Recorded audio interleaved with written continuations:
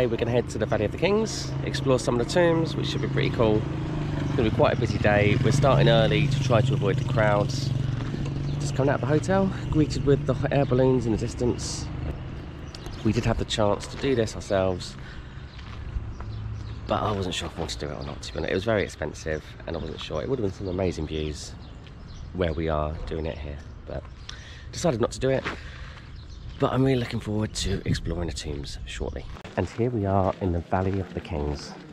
So I think there's 62 or 64 altogether. The last tomb discovered was, of course, Tutankhamun. We're going to check out the first tomb now, which is Ramesses IV. Meant to be in quite good condition. The colours are meant to be quite vibrant. Just going to head inside now. So what's quite interesting about the hieroglyphics, if you look at the animals and the way they're facing, so basically with the lines you have to read from top to bottom, but do you go left to right when you go top to bottom or right to left? If you look at the animals and the way they're facing, that means you've got to read from left to right. Even the ceiling has got lots of pictures. They're not really hieroglyphs, are they? I guess these are just pictures, images. And there's lots of hieroglyphs, pictures of Anubis, who is the jackal-headed god and associated with death and graveyards. He is the one that weighs your heart to see if you have sinned. The heavier your heart, the less likely you will go into the afterlife. If you don't go into the afterlife, your heart gets eaten by a monster, some sort of creature. If your heart is lighter than this like feather of justice or truth, you go through to meet Osiris, who is now the king of the afterlife.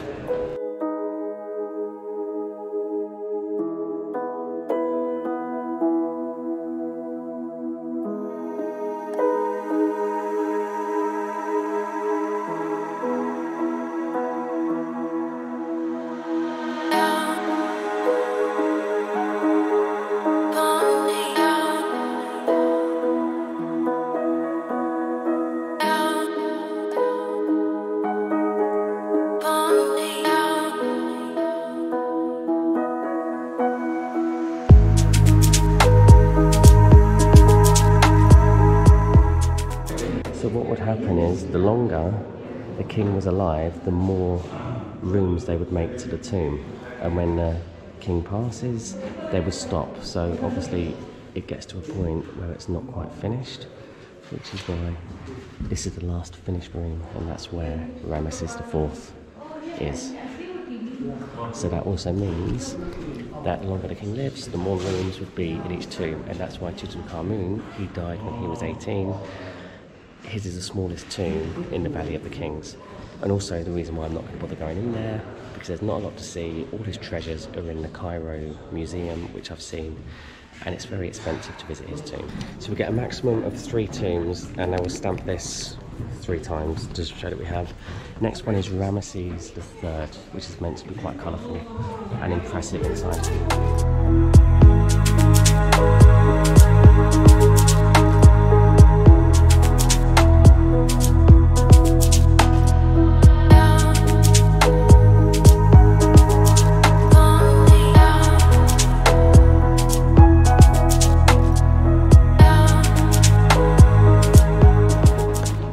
Here we are at the tomb of Tutankhamun, number 62. 62 out of 64. There are still 3 tombs missing, apparently, and they're not sure where they are. Because this is the thing, so in Giza you've got the pyramids. Everyone knew where the pharaohs were buried, or important people were buried in the pyramids, because they wanted to make it an amazing display, basically, to signify where they were. But then because people started to steal from inside the tombs, they decided to create the Valley of the Kings. So the first pharaoh that was buried here, I think they knew where he was buried, so he was kind of buried below that mountain there, because it looked a little bit like a pyramid. So he was buried there. But after that, all the other pharaohs decided to also be buried in the Valley of the Kings, and they decided to hide their tombs so it couldn't be looted. So they'd be buried here and it'd be hidden. Most of them, it was known where they were buried at the time, and the tombs were still looted, apart from Tutankhamun, which was buried under a different tomb. So his tomb was kind of located under another tomb, which was so hard to find, and that's why Carter discovered it in the 1920s eventually, after 9 years of trying. So this is the tomb of Merenta, which is meant to be one of the longest ones that I can explore.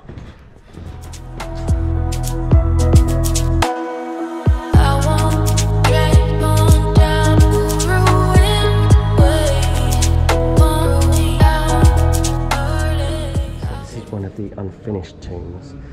The previous room must have the body in, if the body's still there, I don't know.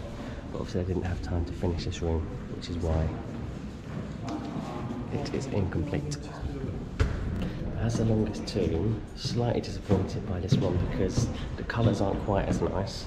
It is the longest one, but I was expecting there to be more chambers to explore and there to be a bit more in. I think the favourite one for me was Ramesses III. That was quite colourful, quite a few different chambers, quite interesting to see. I kind of feel like I want to see some more now, but whether or not I'll have a chance to by trying to sneak in, who knows. I have 3 punches on my ticket, but this one is out of the way, which is brilliant. So I've just got to hold my ticket, looks like I've got 2.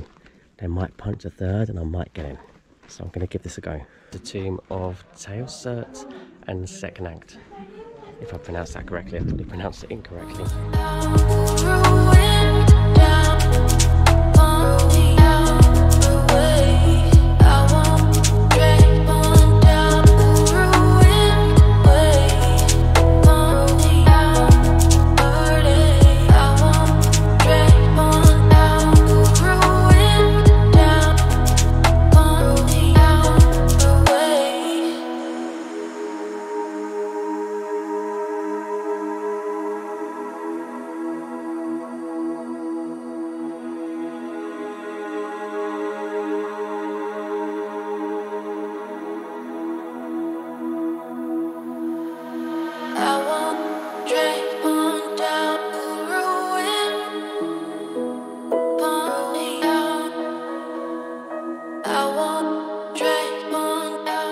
That's Valley of the Kings done. Potentially doing another temple and another tomb later in other places. But yeah, it was quite interesting, pretty cool, amazing. Now at the funeral temple of the Queen Hatshepsut. And it's a bit busy. I think we've sort of hit peak time, but this is supposed to be pretty impressive. So this was like a queen. She was due to be the pharaoh, but they didn't allow women to be the pharaohs back then. I think she had to pretend to be a pharaoh by having a beard. So the pharaoh that took her place destroyed all of her temples and any significance to her, so a lot of the temples you go into with her image have just been destroyed to try to erase her from history. But this temple was rebuilt again.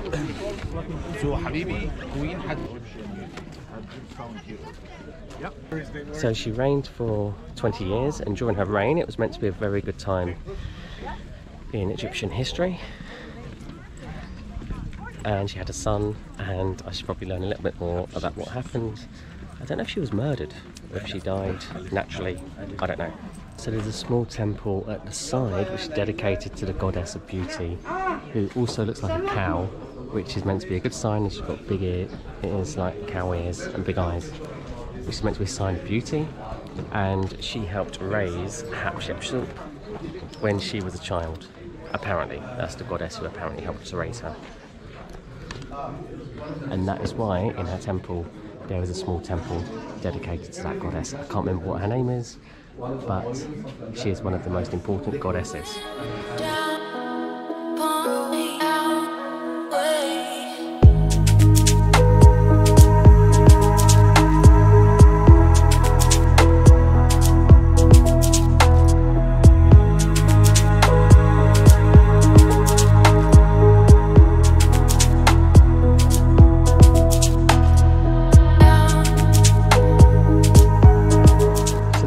Of the actual statues of Hatshepsut left, you can see lots of them are missing along here. but you can still see some of the paint remaining on the face. So the whole story behind Hatshepsut is quite interesting. I never knew anything about her before, never heard about her. I mean, quite often you hear about Cleopatra, but that was right at the end of the ancient Egyptians. Was it even ancient Egyptians then? But that was kind of the end of like the pharaohs and the queens when it got to Cleopatra. But this was a long, long time beforehand. And yeah, it's just a really interesting story. So I'm going to read up a bit more about it when I get home. These are the colossi of Memnon. This is all that remains from the temple now. I think it was flooded by the Nile, and this is all that remains. Memnon was actually a warrior in the Trojan War, so a Greek warrior. And his mother loved him so much that she brought him to Egypt in the hope to bring him back to life. And that's what this temple was created for. So I'm now at the Valley of the Queens. There's only a few tombs here, not many. I bought a ticket to see the tomb of Queen Nefertari, and she was the wife of Ramesses II, the most famous pharaoh, or the most beloved pharaoh that lived the longest in all of ancient Egypt.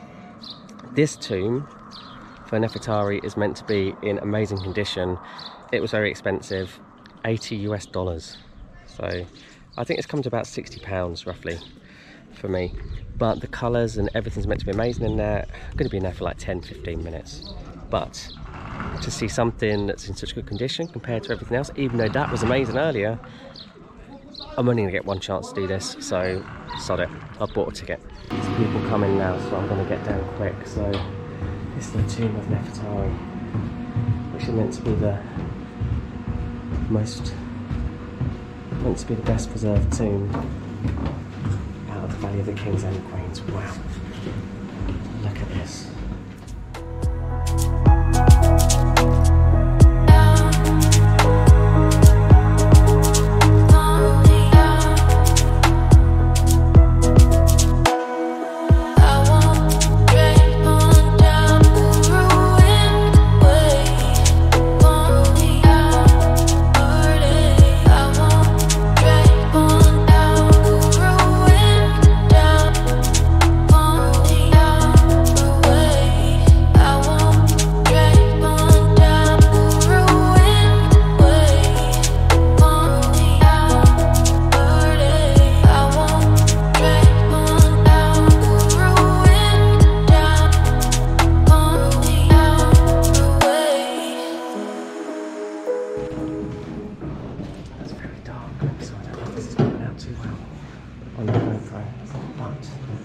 I've just tipped the guy some money, so he would let me film.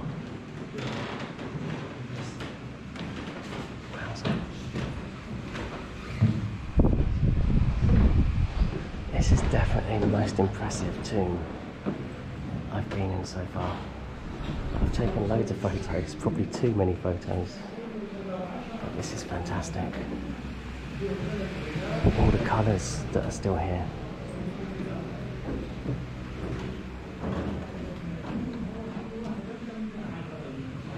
There's Anubis, and I guess that's Nefertari. Switch to my iPhone for some better light. So Nefertari, when she's young, and she has henna tattoos on.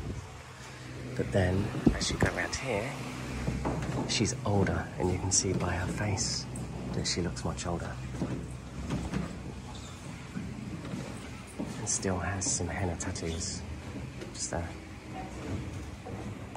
And then we have Anubis, Osiris, Isis.